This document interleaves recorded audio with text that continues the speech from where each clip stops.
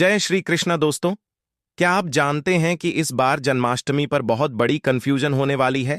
दोस्तों, कई जगह लिखा है कि जन्माष्टमी 15 अगस्त को मनाया जाएगा और कई लोग कह रहे हैं कि 16 अगस्त को जन्माष्टमी का महापर्व मनाया जाएगा।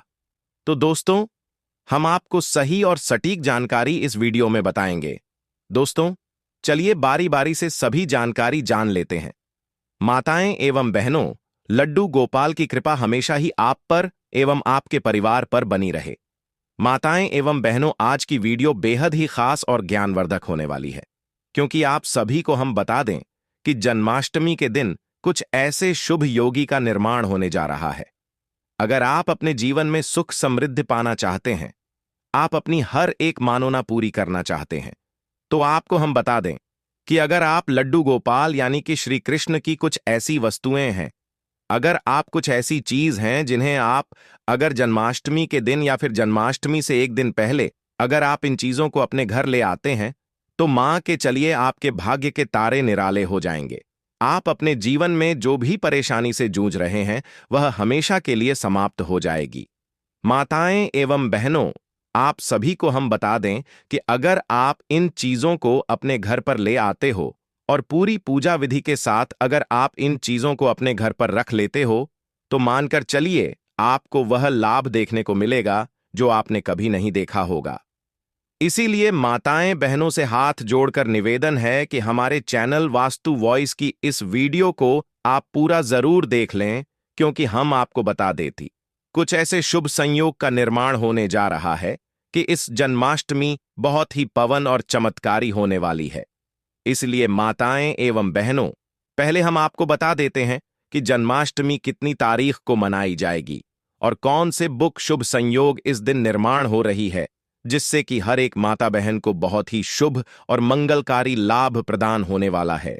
इसलिए अगर आप लड्डू गोपाल की कृपा पाना चाहते हैं, प्राप्त करना चाहते हैं, तो इस वीडियो को सच्चे दिल से लड्डू गोपाल जी के लिए एक लाइक जरूर ही कर दीजिए।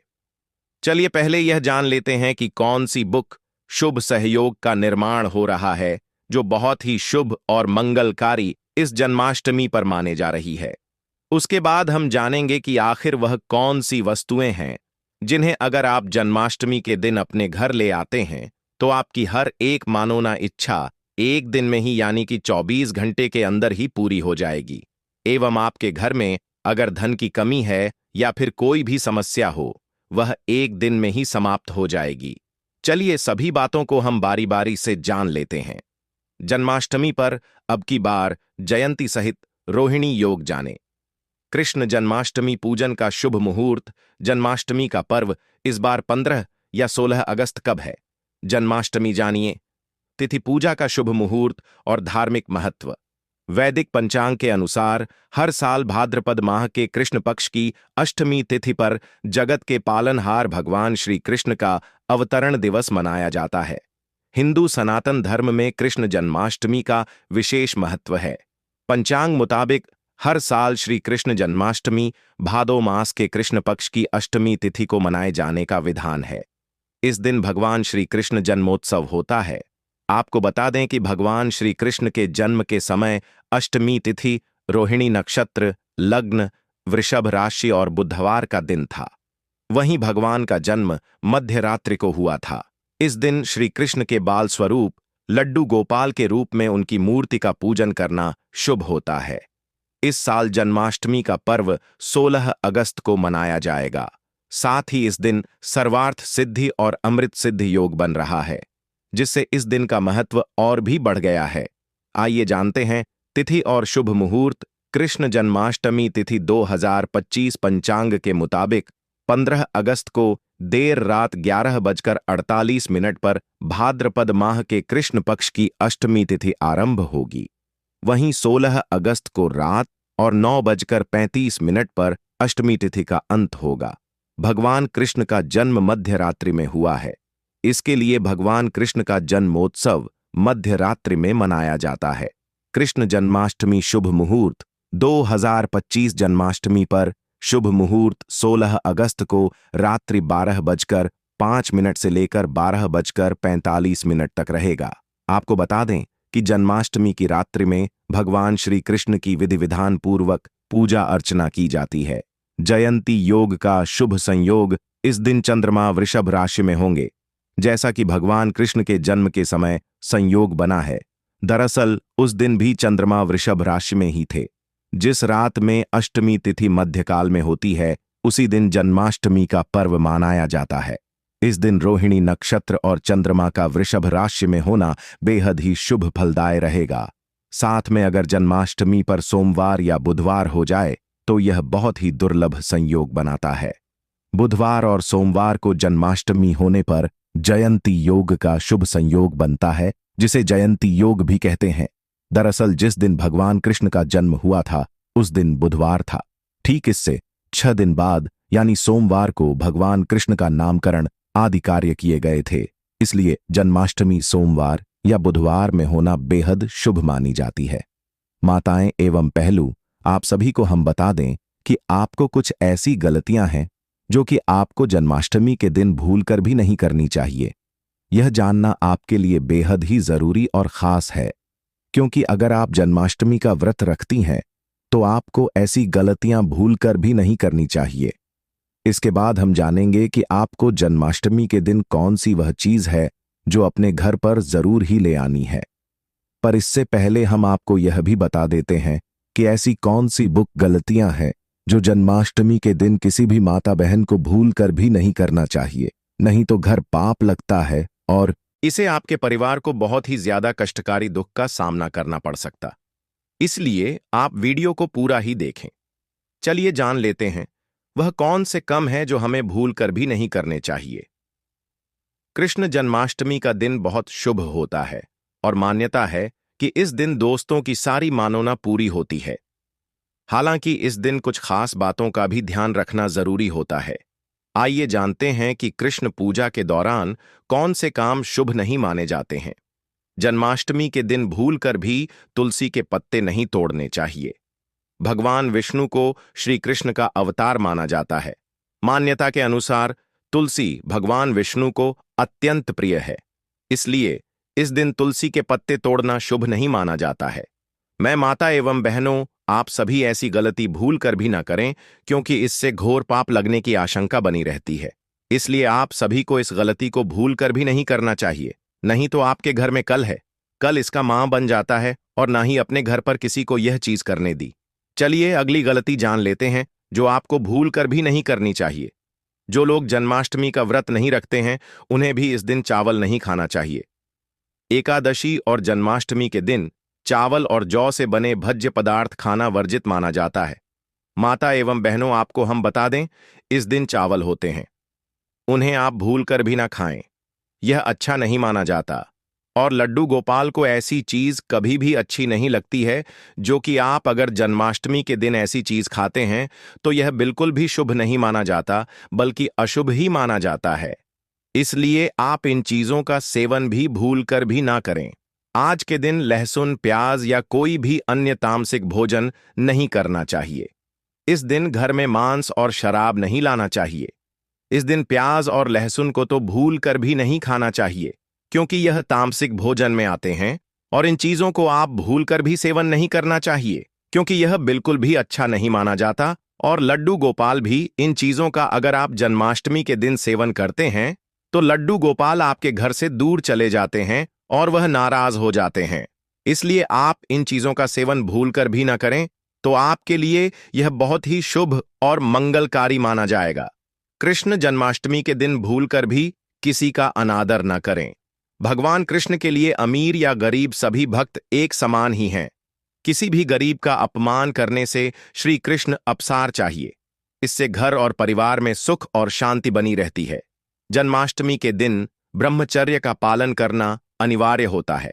इस दिन पूरे पवित्र मान तन से भगवान की पूजा करनी चाहिए। इस दिन भूल कर भी गायों का अपमान नहीं करना चाहिए। भगवान कृष्ण को गायों से बहुत प्रेम था। कान्हा बचपन गायों के साथ ही खेलते थे। ऐसी मान्यता है कि जो भी गाय की पूजा करता है उसे श्री कृष्ण का आशीर्वाद जरूर मिलता है।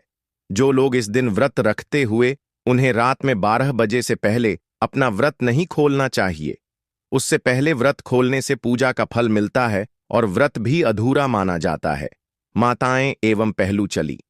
अब जान लेते हैं कि वह कौन सी ऐसी चीज हैं जिन्हें अगर आप लड्डू गोपाल की कृपा पाने के लिए, यानी कि लड्डू गोपाल की कृपा प्राप्त करने के लिए, अगर आप जन्माष्टमी के दिन आप इन चीजों को खरीदकर अपने घर ले आते हैं तो मानकर चलिए आपका भाग्य बदल जाएगा। माताएं एवं बहनों, आप सभी से हाथ जोड़कर निवेदन है कि हमारे चैनल की इस वीडियो को अभी तक आप देख रहे हैं तो कमेंट बॉक्स में जय जय लड्डू गोपाल, जय श्री कृष्ण अवश्य ही लिख दें, जिससे कि आपकी हर एक मानवना लड्डू गोपाल तक पहुंच जाएगी और हर एक मानवना 24 घंटे के अंदर ही पूरी हो जाएगी। चलिए जान लेते हैं कौन सी है वह वस्तुएं जिन्हें अगर आप जन्माष्टमी के इतने पावन अवसर पर अपने घर ले आते हैं तो आपको वह लाभ देखने को मिलेगा जो आपने अपनी जिंदगी में कभी कल्पना भी नहीं की होगी। इसलिए हम सभी बातों को आप सभी को बारी बारी से बताएंगे। चलिए जान लेते हैं कौन सी है वह वस्तुएं जिन्हें अगर आप जन्माष्टमी के दिन घर ले आएंगे तो यह बहुत ही शुभ और मंगलकारी रहेगा। माताएं एवं बहनों, आप सभी को हम बता दें कि आपको यह तो याद ही होगा कि भगवान श्री कृष्ण को माखन बचपन से ही पसंद था। श्री कृष्ण घरों से माखन चुराकर खाते थे, इसलिए उनको माखन चोर भी कहा जाता है। जन्माष्टमी के दिन अगर माखन में तुलसी डालकर भगवान श्री कृष्ण को अर्पण करते हैं तो सारी मानोना पूर्ण होंगी। बांसुरी। जब भी आप भगवान श्री कृष्ण का चित्र देखते हैं तो उसमें बांसुरी अवश्य होती है। भगवान श्री कृष्ण को बांसुरी अति प्रिय है। बांसुरी प्रेम के कारण इन्हें बंसीधर के नाम से भी जाना जाता है। जन्माष्टमी के दिन आप चांदी या लकड़ी की बांसुरी खरीदकर भगवान श्री कृष्ण को चराएं। पूजा समाप्त होने के बाद उसे तिजोरी में रख दें। इससे घर की आर्थिक समस्या दूर होती है। गाय बछड़े की मूर्ति। ज्योतिष शास्त्र के अनुसार गाय में कई देवी देवताओं का वास होता है। अगर आप घर की बनी पहली रोटी गाय को खिलाते हैं तो सारे ग्रह दोष समाप्त हो जाते हैं। भगवान श्री कृष्ण को गाय से बेहद लगाव था। गाय के दूध से बना घी मक्खन वह खाते थे। इसीलिए जन्माष्टमी के दिन गाय बछड़े की मूर्ति को आप घर के मंदिर या मकान के ईस्ट कोण में रखते हैं तो सुख समृद्धि की प्राप्ति होगी। झूला। श्री कृष्ण के लड्डू गोपाल स्वरूप को हमेशा झूले में स्थापित किया जाता है, इसलिए लड्डू गोपाल को झूला अत्यंत पसंद है। जन्माष्टमी के दिन झूला खरीदकर गोपाल को उसमें स्थापित करें। घर में सुख शांति बनी रहेगी। पीले फूल भगवान कृष्ण को बहुत प्रिय होते हैं, इसलिए घर में पीले फूल लाना चाहिए। पीले फूल सुख और समृद्धि का प्रतीक होते हैं। पीले फूलों को भगवान कृष्ण की पूजा में चढ़ाने से घर में सुख और समृद्धि आती है। पीले फूलों को घर में सजाने से घर की सुंदरता बढ़ती है। दही और मक्खन। भगवान कृष्ण को दही और मक्खन बहुत पसंद था, इसलिए घर में दही और मक्खन लाना चाहिए। दही और मक्खन स्वास्थ्य और सुख का प्रतीक होते हैं। दही और मक्खन को भगवान कृष्ण की पूजा में चढ़ाने से घर में स्वास्थ्य और सुख आता है। मक्खन को घर में खाने से स्वास्थ्य अच्छा रहता है। मोरपंख। भगवान कृष्ण के मोरपंख बहुत प्रसिद्ध हैं, इसलिए घर में मोरपंख लाना चाहिए। मोरपंख सौंदर्य और सुख का प्रतीक होता है। मोरपंख को भगवान कृष्ण की पूजा में चढ़ाने से घर में सौंदर्य और सुख आता है। मोरपंख को घर में सजाने से घर की सुंदरता बढ़ती है। में माहिर थे, इसलिए घर में बांस लाना चाहिए। बांसुरी संगीत और सुख का प्रतीक होती है। बांसुरी को भगवान कृष्ण की पूजा में चढ़ाने से घर में संगीत और सुख आता है। बांसुरी को घर में बजाने से घर में संगीत का माहौल बनता है। पीले वस्त्र। भगवान कृष्ण को पीले वस्त्र बहुत पसंद थे, इसलिए घर में पीले वस्त्र लाना चाहिए। पीले वस्त्र सुख और समृद्धि का प्रतीक होते हैं। पीले वस्त्र को भगवान कृष्ण की पूजा में चढ़ाने से घर में सुख और समृद्धि आती है। पीले वस्त्र को घर में पहनने से घर की सुंदरता बढ़ती है। फूलों की माला। भगवान कृष्ण को फूलों की माला बहुत पसंद थी, इसलिए घर में फूलों की माला लानी चाहिए। फूलों की माला सुख और सौंदर्य का प्रतीक होती है। फूलों की माला को भगवान कृष्ण की पूजा में चढ़ाने से घर में सुख और सौंदर्य आता है। फूलों की माला को घर में सजाने से घर की सुंदरता बढ़ती। धार्मिक पुस्तकें। भगवान कृष्ण के बारे में धार्मिक पुस्तकें घर में लानी चाहिए, जैसे कि भगवद गीता और श्रीमद् भागवती। धार्मिक पुस्तकें ज्ञान और सुख का प्रतीक होती हैं। धार्मिक पुस्तकों को घर में पढ़ने से घर में ज्ञान और सुख आता है। पूजा की थाली घर में लानी चाहिए, जिसमें भगवान कृष्ण की पूजा की जा सके। पूजा की थाली सुख और समृद्धि का प्रतीक होती है। पूजा की थाली को घर में सजाने से घर की सुंदरता बढ़ती है। दीपक घर में लाना चाहिए, जो भगवान कृष्ण की पूजा में उपयोग किया जा सके। दीपक सुख और सौंदर्य का प्रतीक होता है। दीपक को घर में जलाने से घर में सुख और सौंदर्य आता है। अगरबत्ती घर में लानी चाहिए, जो भगवान कृष्ण की पूजा में उपयोग की जा सके। अगरबत्ती सुख और सौंदर्य का प्रतीक होती है, को घर में जलाने से घर में सुख और सौंदर्य आता है। प्रसाद घर में लाना चाहिए, जो भगवान कृष्ण की पूजा में उपयोग किया जा सके। प्रसाद सुख और सौंदर्य का प्रतीक होता है। प्रसाद को घर में खाने से घर में सुख और सौंदर्य आता है। फल घर में लाने चाहिए, जो भगवान कृष्ण की पूजा में उपयोग किए जा सके। स्वास्थ्य और सुख का प्रतीक होते हैं। फल को घर में खाने से घर में स्वास्थ्य और सुख आता है। मेवे घर में लाने चाहिए, जो भगवान कृष्ण की पूजा में उपयोग किए जा सके। मेवे स्वास्थ्य और सुख का प्रतीक होते हैं। मेवे को घर में खाने से घर में स्वास्थ्य और सुख आता है।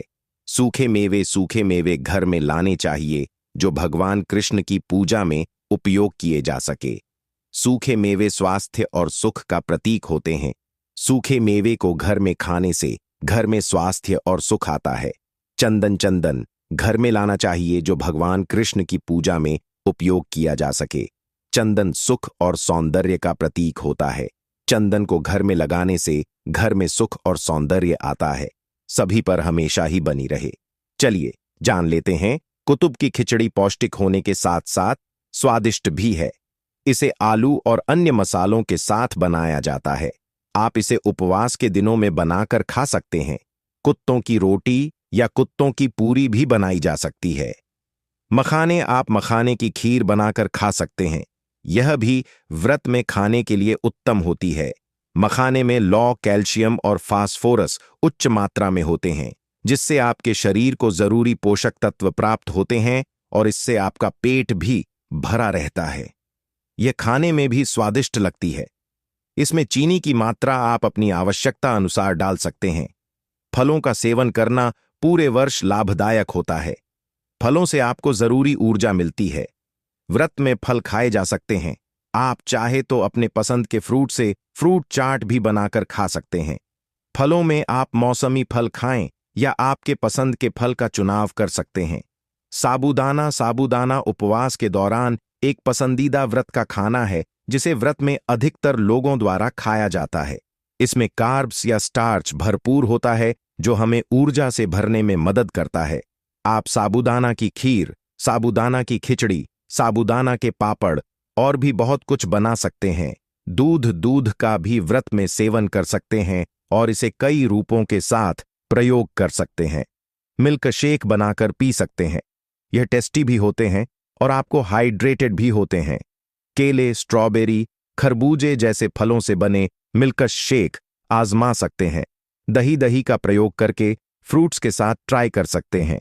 इसमें नाशपाती, सेब और अंगूर काटकर मिलाएं और इसका लुत्फ उठाएं।